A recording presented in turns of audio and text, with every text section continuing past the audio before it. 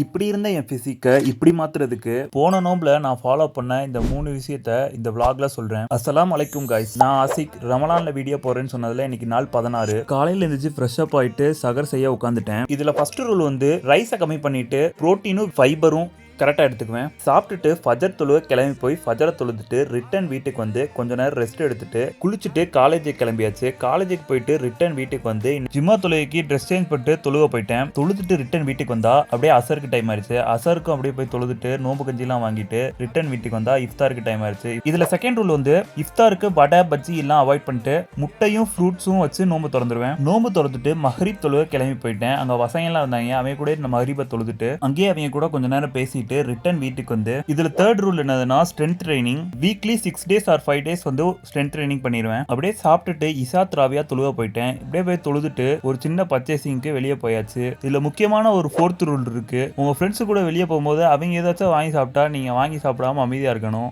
Follow பண்ணிக்கங்க.